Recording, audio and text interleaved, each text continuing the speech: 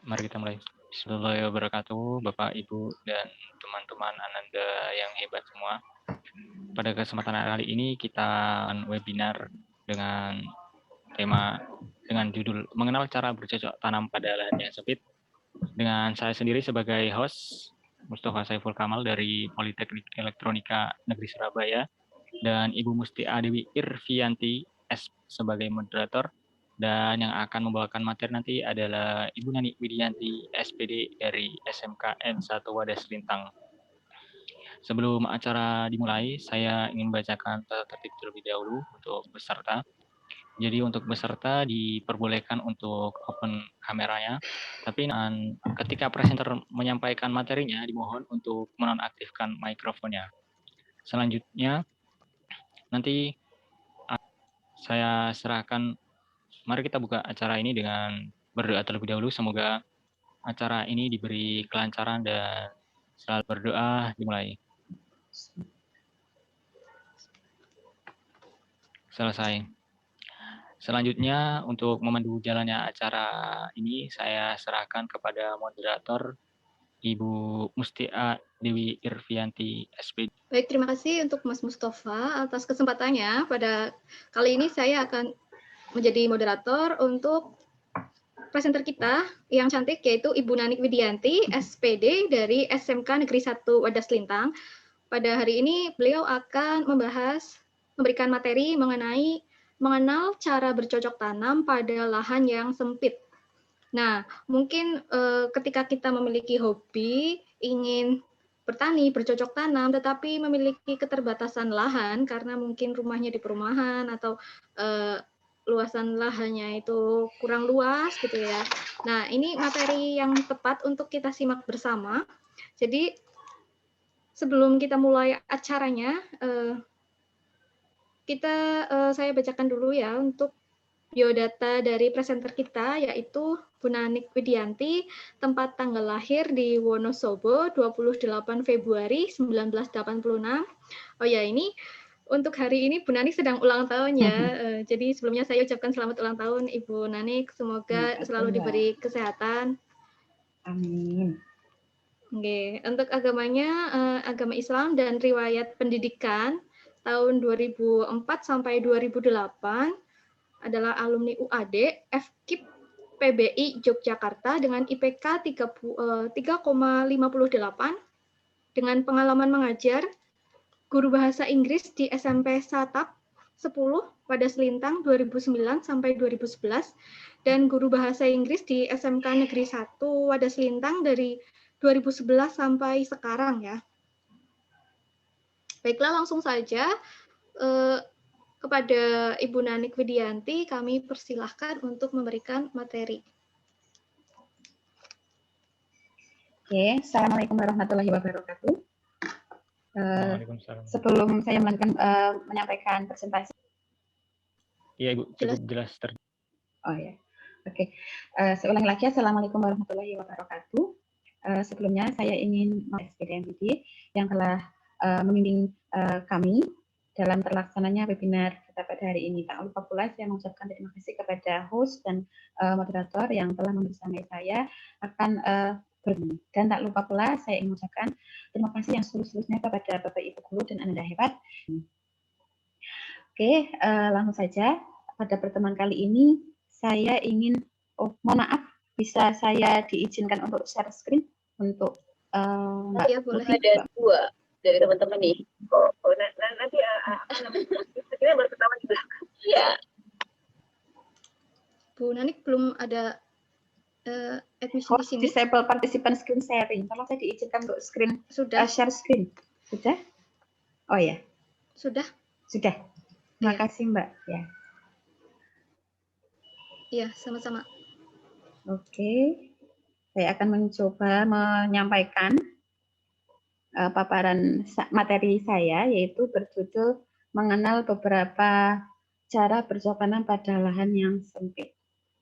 Oke, mengapa saya mengambil tema pada hari ini dengan judul mengenal beberapa cara bercocok tanam pada lahan yang sempit? Karena kita tahu sekarang ini populasi masyarakat di Indonesia itu semakin lama semakin meningkat.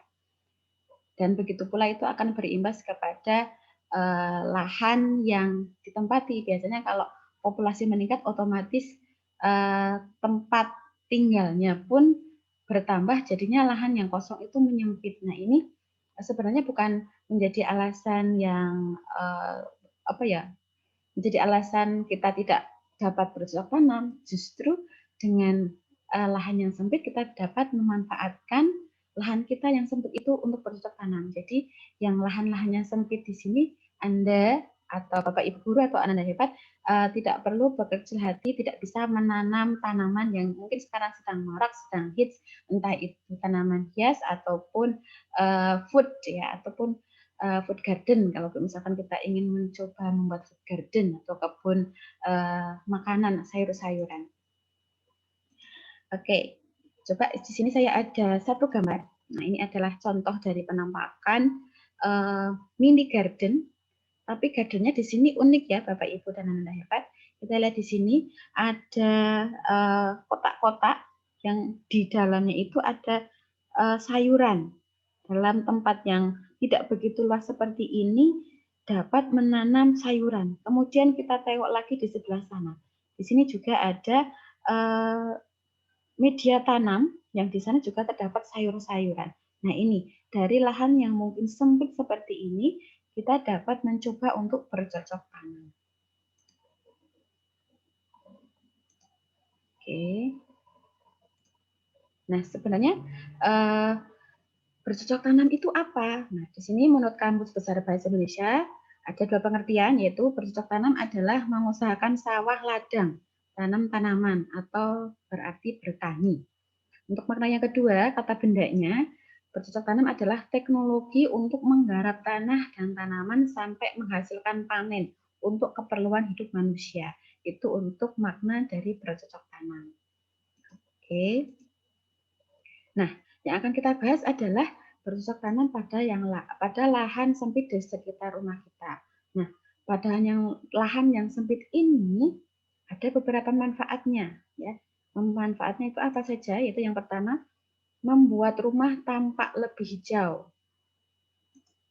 Yang kedua, membuat udara di rumah jadi sejuk. Jadi dengan banyaknya tanaman, ya, meskipun nanti mungkin kita menggunakan media yang nanti akan kita bahas, tanaman-tanaman tetap akan tumbuh cantik hijau, tambah menarik, tambah sejuk dari pemandangan yang biasanya kalau misalkan di pemukiman yang mungkin padat penduduknya itu berupa rumah-rumah yang padat penduduknya dan jarang ditemukan yang namanya tanam-tanaman. Nah, tapi ya pada kesempatan kali ini itu bukan menjadi alasan kita tidak dapat bercocok tanam. Nah, kita dapat menggunakan media-media yang nanti akan saya bahas setelah ini. Oke, manfaat yang ketiga yaitu mengisi waktu luang dan menyalurkan hobi. Jadi saat kita memiliki tanaman, otomatis kita ada menyisakan waktu untuk mengisi waktu kita dengan melakukan rutinitas, misalkan pagi kita menyiram atau sore harinya kita menyiram tanaman, kemudian memotong-motong bagian tanaman yang sudah tidak hijau lagi atau mungkin sudah mulai menguning atau mungkin ada hama ilalang atau rumput-rumput yang tidak kita inginkan untuk tumbuh di pot tanaman kita. Nah, kita bisa menyisakan luangan waktu tersebut untuk menyalurkan hobi kita dengan bercocok tanam. Kemudian yang keempat adalah menstimulus anak-anak untuk mau belajar pertanian. Nah, misalnya kita sebagai orang tua, kita melakukan suatu aktivitas bercocok tanam, kita merawat tanaman seperti yang kayak di iklan-iklan itu ya Malika, seperti anak sendiri. Nah, ini sama saat kita merawat tanaman ya kurang lebih saat kita menyiram, memupuk, seolah-olah kita sedang merawat anak kita sendiri. Nah, itu saat kita melakukan kegiatan tersebut, anak-anak kita akan melihat, ya, kemudian ikut belajar. Ini loh caranya tanaman bisa tumbuh, bagaimana caranya tanaman itu bisa bagus, itu dari caranya kita melihat merawat tanaman. Nah, itu kita akan menstimulus anak-anak kita untuk mau ini. Jadi kita tidak mau kan kalau misalnya nanti anak-anak kita nantinya tidak tahu pohon salak kayak apa misalnya, karena tahunya hanya beli. Nah, dengan misalnya kita menanam sendiri, nanti anak-anak akan melihat bagaimana sih bentuk benihnya, bagaimana nanti sampai besarnya, dan lain sebagainya.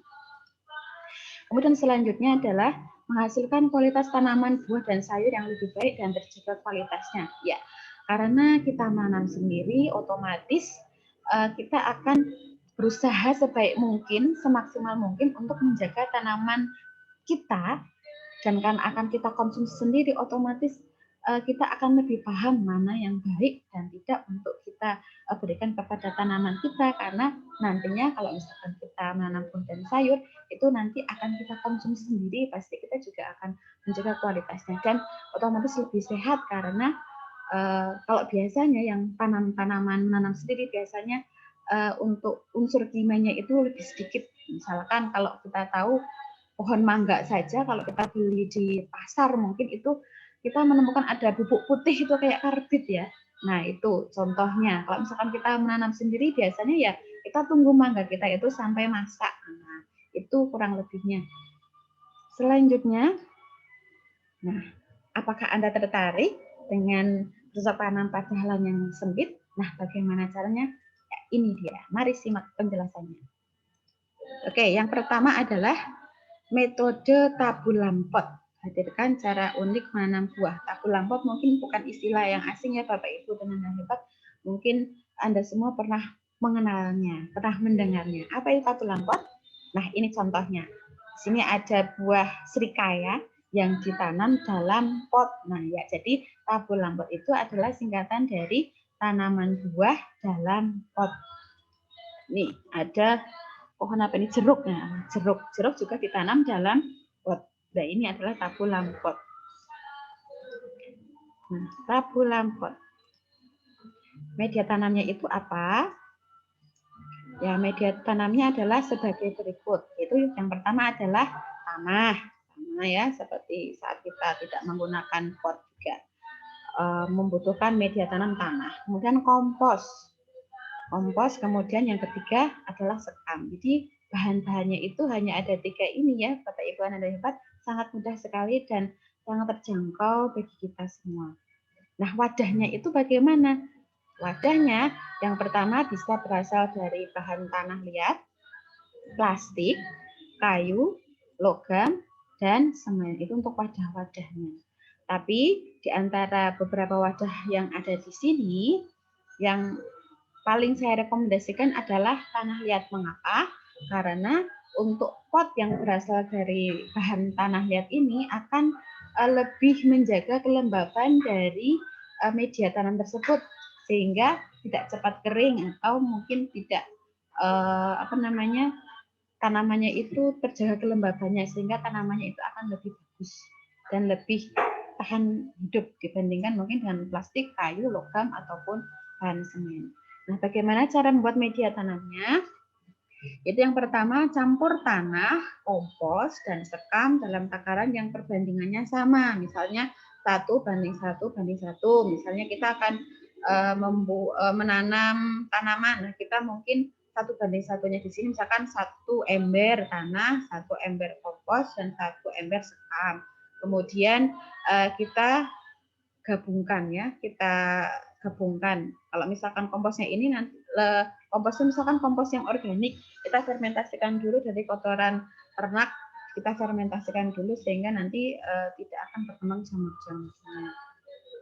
Yang kedua adalah pilih wadah yang dapat menampung air untuk media tanam tersebut. Nah, ini wadahnya ya, bisa pilih antara tanah liat, plastik, kayu, logam ataupun semen. Kemudian yang ketiga, tanamlah tanaman yang ingin Anda tanam. Pastikan peletakan tanamannya terjangkau dari sinar matahari, karena semua tanaman pasti membutuhkan yang namanya sinar matahari untuk berkembang dan tumbuh. Yang keempat, siram tanaman dengan teratur.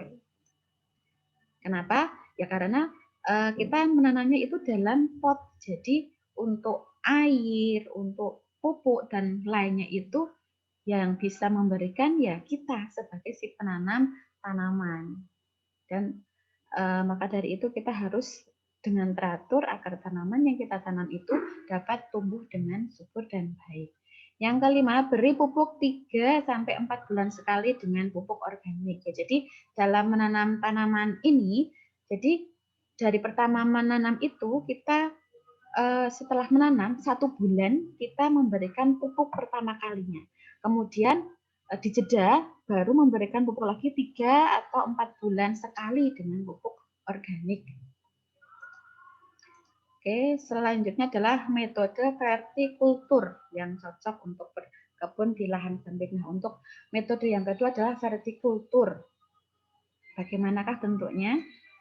Nah, kurang lebih seperti ini. Jadi kita bisa menggunakan pipa paralon atau botol bekas. Di sini vertikultur ya. Nah, di sini contohnya gambarnya seperti ini. Ini sayur-sayurannya dimasukkan dalam paralon bertingkat seperti ini dan buah-buahan. Oke. Apakah itu vertikultur ya? Perlu diketahui bahwa vertikultur itu memiliki kata dasar vertikal. Ya. Sesuai dengan kata dasar ini, metode vertikultur memanfaatkan bidang vertikal. Jadi bisa, kalau misalkan sebenarnya vertikultur itu bisa horizontal atau bisa vertikal ya, yang penting lurus ya, bisa berdiri ataupun dibaringkan itu bisa. Tanya itu tetap cara bercocok tanamnya pun dilakukan secara bertingkat seperti tadi gambarnya ya. Metode vertikultur sesungguhnya hanya akan cocok untuk diterapkan dalam membudidayakan tanaman sayur. Nah, tanaman sayur apa saja yang bisa ditanam dengan metode ini? Di antaranya itu ada kangkung, seledri, sawi, tomat, pakcoy, dan lain-lainnya. Pada intinya adalah sayur-sayuran. Kenapa? Nah, karena medianya ini kan menggunakan vertikultur dan medianya itu juga nanti bahan-bahannya itu lebih sedikit dibandingkan dengan tabulam pot. Jadi harus ganti-ganti ya, harus sering ganti. Nah, yang paling tepat untuk tanaman vertikultur adalah tanaman yang masa produksinya atau masa bertumbuhnya itu cepat ya. Yang cepat itu apa? Yaitu berupa sayur-sayuran. Jenis dan cara membuat vertikultur. Ya, jenis-jenis model vertikultur di sini ada yang tempel di tembok, ada yang gantung, ada yang tegak, ada yang berupa rak seperti tadi. Nah, cara membuatnya itu bagaimana? Mudah saja dan bahan-bahannya bisa kita temukan. Yaitu siapkan pipa paralon yang diameternya itu sekitar 4 cm, jadi cukup besar. Beri beberapa lubang untuk menyimpan bibit tanaman yang sudah disemai. Jadi untuk menanam vertikultur ini tanamannya itu disemaikan dulu ya, disemaikan dulu dalam papan ya, kayak misalkan kita menggunakan media kayak bak, kemudian nanti itu ada medianya, kemudian kita bibitnya dimasukkan ke dalam media tersebut, kita diamkan mungkin 2 hari tanpa sinar matahari, baru kemudian kita keluarkan. Dan sudah muncul itu bibitnya. Kemudian yang ketiga, beri sedikit semen di bagian bawah pipa dan dilengkapi dengan wadah berupa pot dan kaleng. Nah, pot atau kaleng ini nanti untuk meletakkan bibit yang sudah disemai tadi. Nah, sekarang masukkan media tanam di dalamnya. Media tanamnya adalah tanah, kompos, dan sekam. Sama seperti tabulam pot ya, medianya adalah tanah, kompos, dan sekam. Tanam biji sayuran atau benih sayuran pada media tanam tersebut pada pipa paralon yang telah dilubangi. Kemudian siramlah dengan teratur tanaman tersebut. Air harus dialirkan dari bagian atas pipa paralon. Oke. Selanjutnya adalah media tanam hidroponik. Ya, sesuai dengan namanya, hidro itu memiliki arti air. Nah, jadi media tanam ini menggunakan media air untuk menumbuhkan tanaman. Nah, metode hidroponik ini banyak memiliki teknik yang dapat menggantikan fungsi nutrisi pada kandungan tanah. Ya, salah satunya adalah dengan menggunakan hidroponik big. Yang perlu kita siapkan adalah yang pertama botol plastik kas, yang kedua adalah sumbu kompor. Ya, plastik bekas dan sumbu kompor itu nanti fungsinya adalah untuk menguatkan sebagai pertumbuhan akar. Jadi akarnya itu tidak cepat layu. Kemudian cara pembuatan media tanam hidroponik itu yang pertama, potong botol plastik menjadi 2 bagian. Kemudian lubangi bagian atas botol dengan sarana aliran udara dan untuk pemasangan sumbu.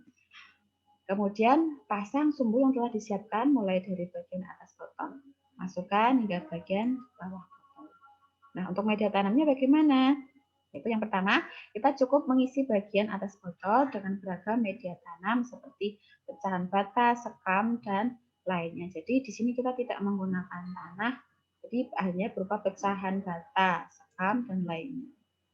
Nah, media tanam ini fungsinya untuk menumpang akar dan batang agar tidak mudah tumbang.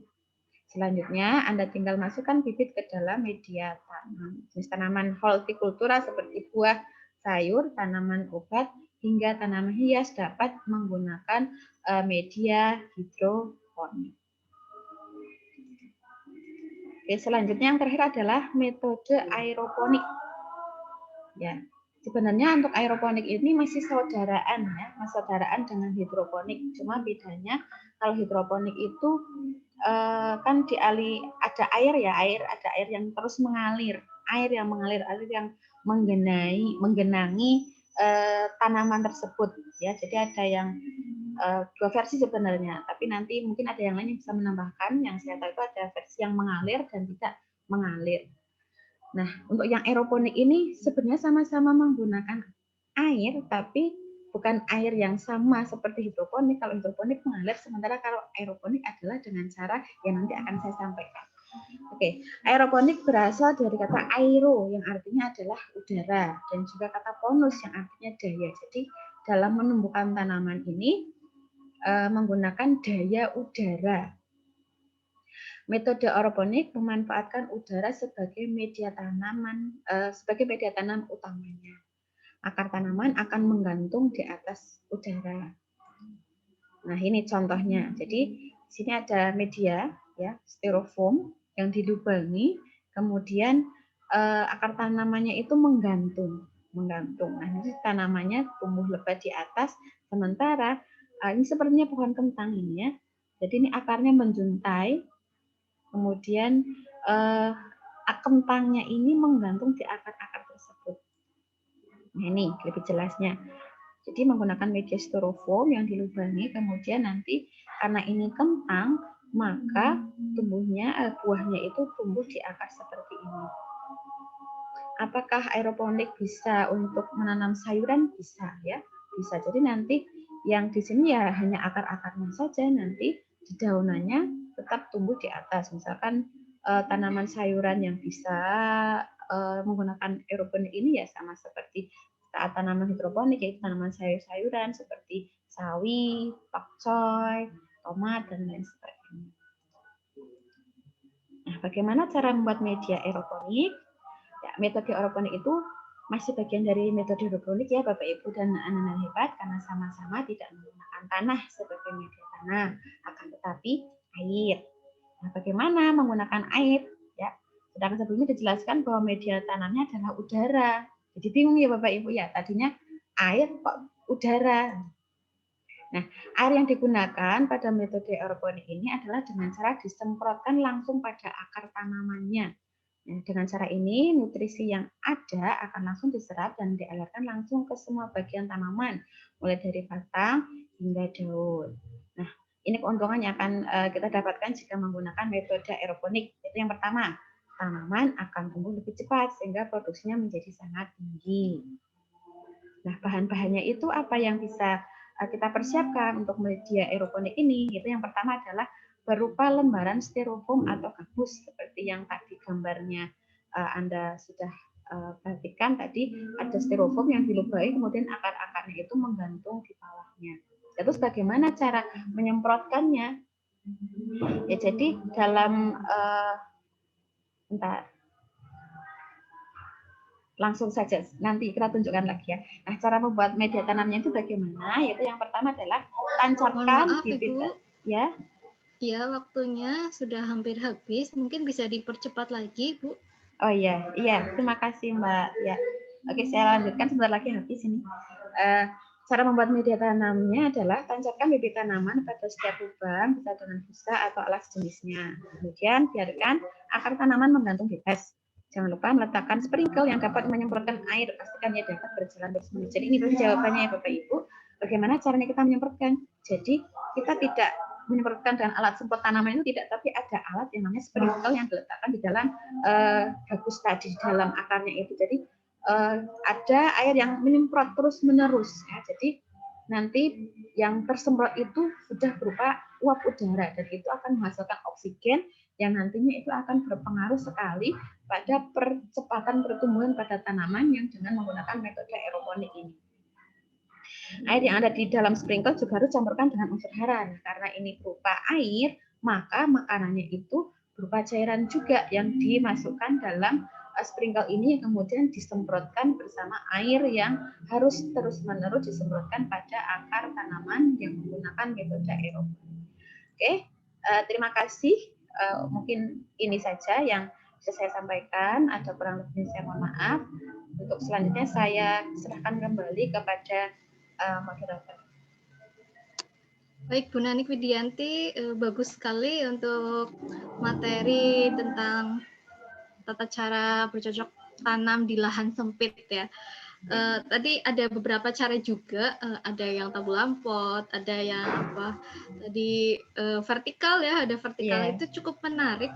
Mungkin dari para peserta jika ada yang ingin ditanyakan kepada presenter kita Bu Nanik Widianti bisa raise hand atau bisa menulis di chat atau bisa langsung aktifkan mikrofonnya, dipersilahkan.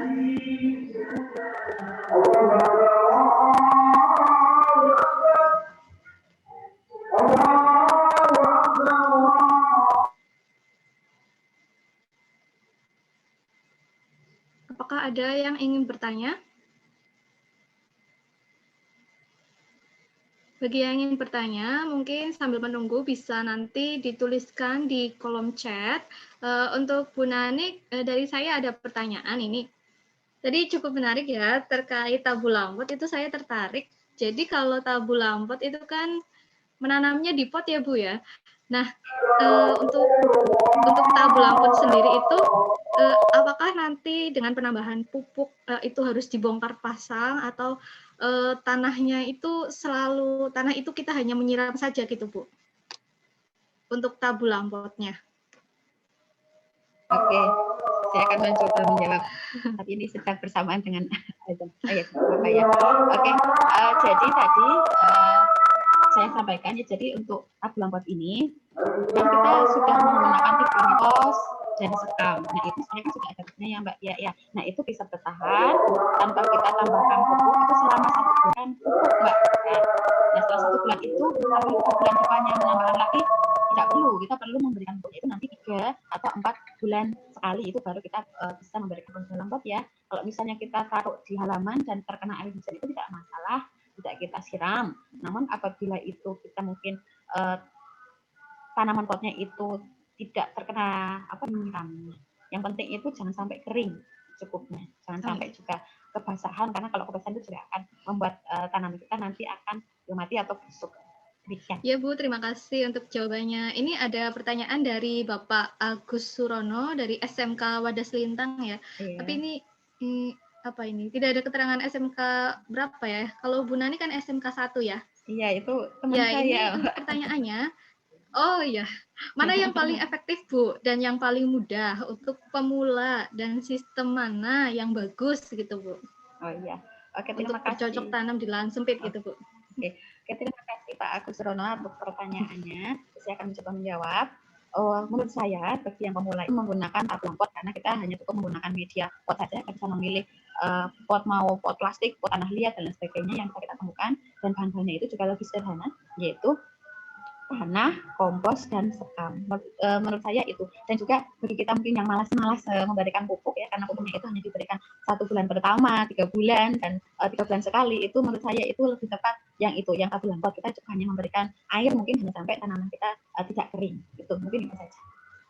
Ya baik, untuk Pak Agus begitu ya, demikian dari jawaban dari Bu Nanik. Jika memang masih ada yang kurang jelas, bisa menambahkan, bisa langsung mengaktifkan mikrofonnya atau juga menulis di kolom chat juga tidak apa-apa. Apakah ada yang ingin bertanya lagi? Waktunya masih sekitar 3 menit. Ya, baik. Jika tidak ada yang ditanyakan lagi dari saya untuk moderator, saya akan memberikan kesimpulan dulu dari materinya Bu Nanik. Jadi dari tata cara lahan, bercocok tanam di lahan yang sempit, itu yang paling efektif itu adalah tabu lampot ya, karena ini sistem yang paling mudah diterapkan bahkan oleh pemula sekalipun. Begitu ya Ibu Nanik. Selanjutnya dari saya moderator, saya akhiri, nanti setelah ini saya kembalikan lagi ke host. Wassalamualaikum warahmatullahi wabarakatuh. Waalaikumsalam warahmatullahi wabarakatuh. Terima kasih Bu Mustia dan Ibu Nani atas presentasinya, dan Bu Mustia sebagai moderator yang telah memoderatori acara ini. Saya sampaikan terima kasih, dan sepertinya acara kita telah selesai, dan mari bersama-sama kita mengucap syukur kepada Yang Maha Kuasa karena acara yang telah kita laksanakan ini dapat berjalan dengan lancar dan sesuai dengan apa yang kita harapkan. Selanjutnya, acara ini saya tutup dengan bacaan Alhamdulillahirrabbilalamin, dan sampai jumpa. Saya terima kasih kepada semua yang telah hadir di dalam acara ini. Kemudian Assalamualaikum warahmatullahi wabarakatuh. Bagi peserta yang ingin live dari room ini dipersilakan, monggo. Dan dari Ibu instruktur sudah tidak hadir, sudah meninggalkan ruangan ternyata. Terima kasih untuk Ibu. Terima kasih. Jadi saya cukupkan. Assalamualaikum warahmatullahi wabarakatuh. Waalaikumsalam. Saya mohon izin Baik, live terima ya. kasih Mas Mustafa. Ibu, ini saya Ya, akhiri terima recordingnya ya kasih. Bu Nanik. Ya, terima kasih Mbak Tia, Mbak Mustafa, Ya. dan